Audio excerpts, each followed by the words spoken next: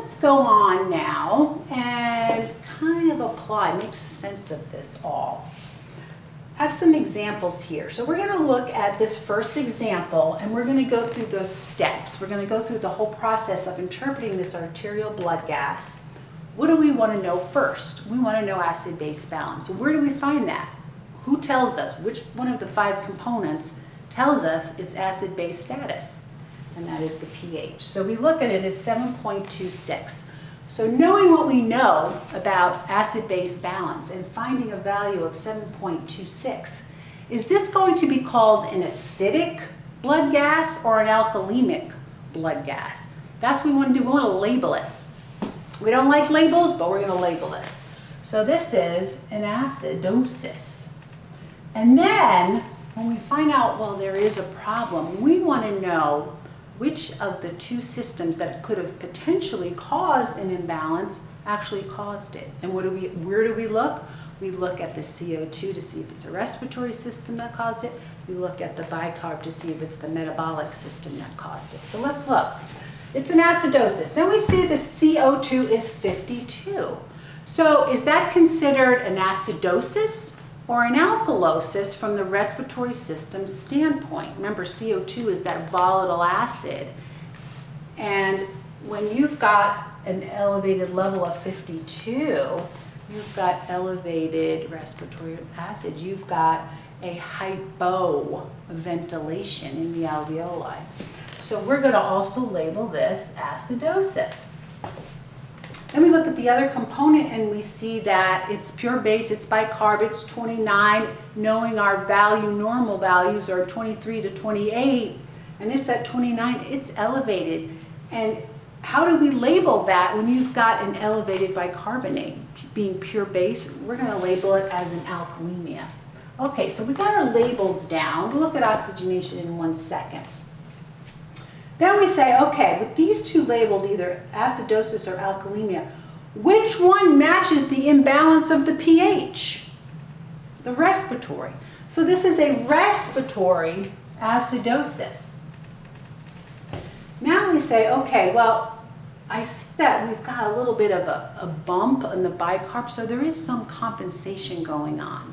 So some might call this a partial compensation. But the way I approach it is, it either meets the mark or it doesn't.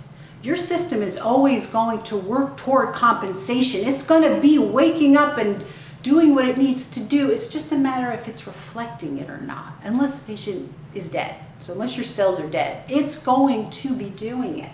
So if it does not meet the mark and fall within that narrow pH range of 7.35 to 7.45, it's uncompensated. It didn't meet the mark. So we're going to call this an uncompensated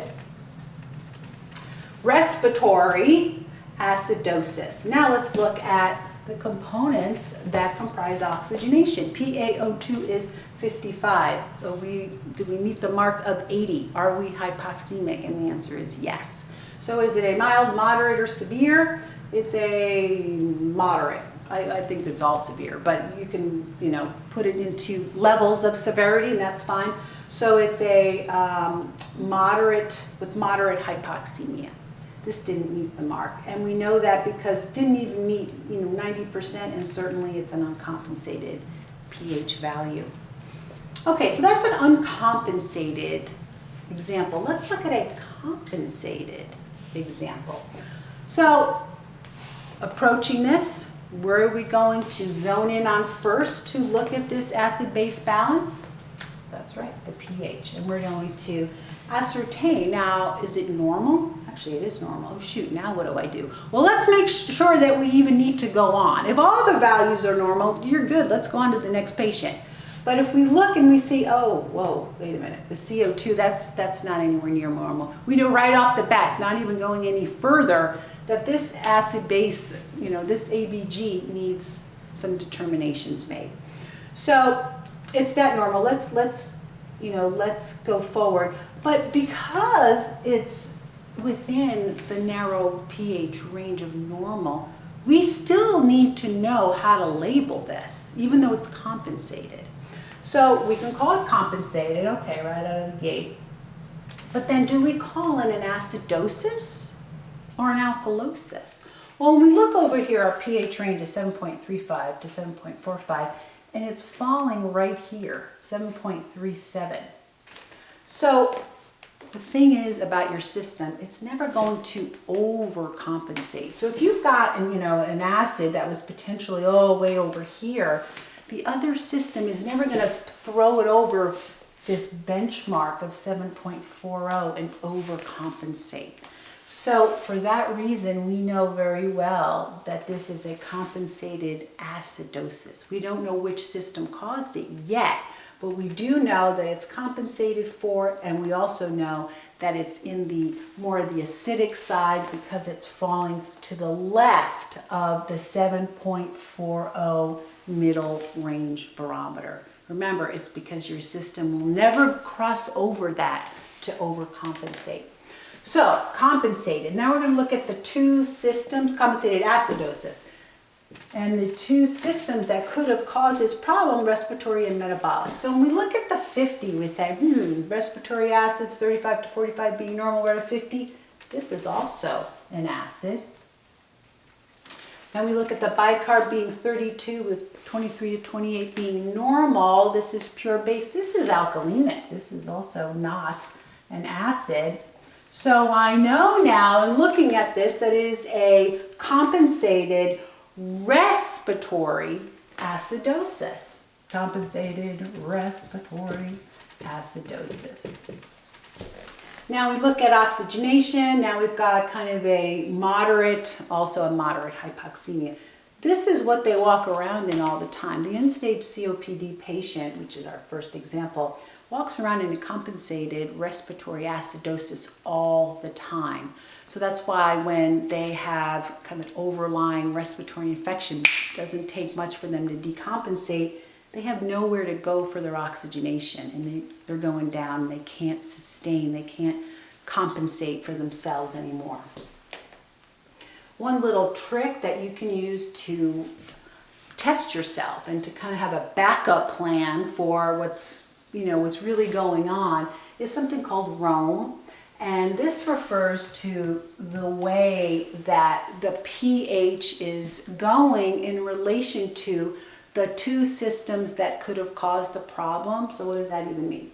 So with respiratory opposite, if your primary imbalance is respiratory, the pH and the CO2 are going in opposite directions, because we looked in this example and we saw that the pH was way below normal. It's toward the acidic side, so it was going down, and that the CO2, being the respiratory culprit, was showing hypoventilation or an elevated CO2. And so respiratory, those values go in an opposite direction, with pH going down and CO2 going up. So if your primary problem is respiratory, the pH and the CO2 are going in opposite directions. Okay, what does the ME mean in Rome? It means metabolic equal. In other words, we don't have an example of that now. In other words, if the problem was a metabolic underlying problem represented by the kidney or the renal mechanism, then the pH and the bicarb would be going in the same direction. So if your primary imbalance is metabolic, then the pH is going to go up, and also the bicarb is going to go up. If by the same token, if you've got, and that would be an alkalosis, if you've got a metabolic acidosis, then they would still be going the same direction. Metabolic equal, they would still be going in the equal direction, but this just be going down instead of up, like in this example. So if it's a alkalosis, that's the metabolic side, pH is going to go up and the bicarb is going to go up. If we've got a metabolic acidosis, the pH is going to go down and the bicarb is going down. So that's what this means. It's a little backup plan for you, but I recommend understanding what the components mean and really being able to understand what's going on with your patient beyond just little tricks and tips, because this won't get you too far, too much past just looking at numbers. Let's look at this example.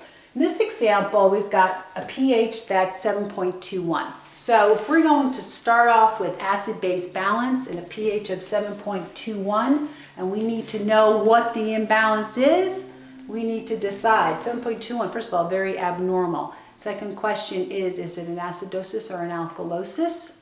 It's an acidosis. So the pH is showing an acidosis. Then we're going to look to the two systems that could have potentially caused an acidosis, and I've just lined it up with this, with the CO2 number being first. CO2 in this example is 26, so 35 to 45 being normal, and if the CO2 is elevated, that's more acidic. If the CO2 is diminished, that's less acidic or alkalemic. That's what it is. So this example is indeed alkalemic.